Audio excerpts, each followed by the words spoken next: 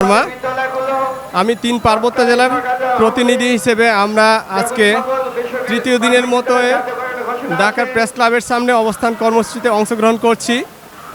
এখানে আমাদের আসার একটাই মূল উদ্দেশ্য 3 পার্বত্য জেলা সহ সমগ্র বাংলাদেশের যতগুলো চলমান বেসরকারি প্রাথমিক বিদ্যালয় রয়েছে সকল বিদ্যালয় সমূহকে একসাথে জাতীয়করণের আওতায় নিয়ে আসুক।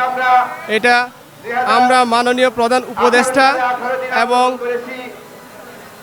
প্রাথমিক ও গণশিক্ষা মন্ত্রণালয়ের উপদেষ্টা স্যার এবং সচিবালয়ের যত আমলা কর্মকর্তা আছেন আমি তাদের উদ্দেশ্যে বলতে চাচ্ছি, এই যে আমরা দীর্ঘদিন ধরে আন্দোলন সংগ্রামে আসছি, কিন্তু তারপরেও আমাদের প্রাথমিক বিদ্যালয়গুলো এখনো জাতীয়করণ হচ্ছে না।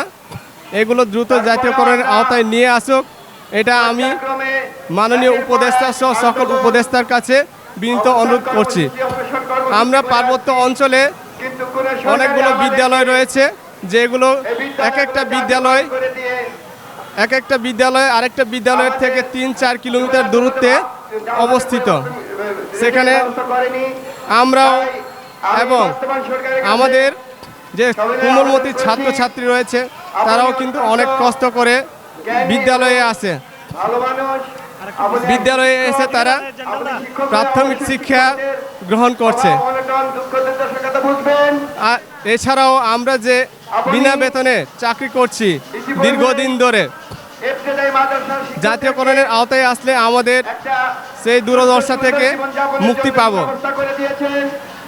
তাছাড়াও আমাদের যে কোমলমতি শিক্ষার্থী রয়েছে তারাও কিন্তু সরকারের যে উপবৃত্তি সেগুলো থেকেও কিন্তু তারা বঞ্চিত হচ্ছে।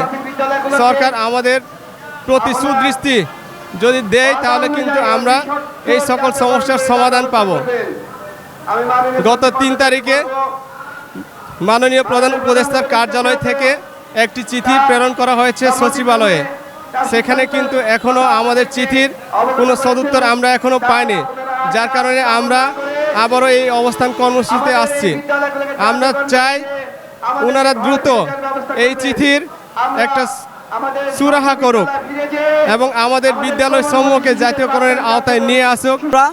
3 পার্বত্য জেলা বেসরকারি প্রাথমিক বিদ্যালয়ের শিক্ষক সমিতির সভাপতি হিসাবে আসি। আমরা 2013 সালে যখন মাননীয় তৎকালীন প্রধানমন্ত্রী জননেত্রী শেখ হাসিনা জাতীয়করণ ঘোষণা দেওয়ার পরে আরও সারা বাংলাদেশে 4159টি বিদ্যালয়ে বাদ পড়ে যায়।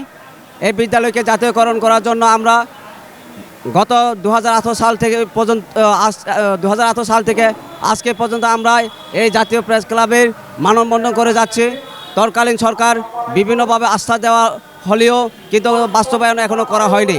তাই এই অন্তর্বর্তীকালীন সরকার মাননীয় প্রধান উপদেষ্টা ডক্টর ইউনূস স্যার মহোদয়ের নিকট আমাদের আকুল আবেদন থাকবে, 3 পার্বত্য জেলা অত্যন্ত দুর্গম এলাকা, অনগ্রসর এলাকা হিসাবে যে সকল বিদ্যালয় বেসরকারি প্রাথমিক বিদ্যালয় আছে সেগুলো সহ সারা বাংলাদেশে বেসরকারি বিদ্যালয়গুলোকে জাতীয়করণ করার জন্য আমি ক্ষুধার্ত আহ্বান জানাচ্ছি। সাংবাদিক ভাই বোনেরা, আপনারা জানেন পার্বত্য জেলা হলো অত্যন্ত দুর্গম এলাকা এবং অনগ্রসর। সেখানে 2017 সালে ইউএনডিপি কর্তৃক বিদ্যালয় 210টি জাতীয়করণ করা হয়। ওই জাতীয়করণ করার সময় তৎকালীন সরকারের বিভিন্ন পরিসংখ্যান তথ্য ভুল থাকার কারণে আমাদের এই বর্তমানে 285টি বিদ্যালয় জাতীয়করণ থেকে বাদ পড়ে যায়।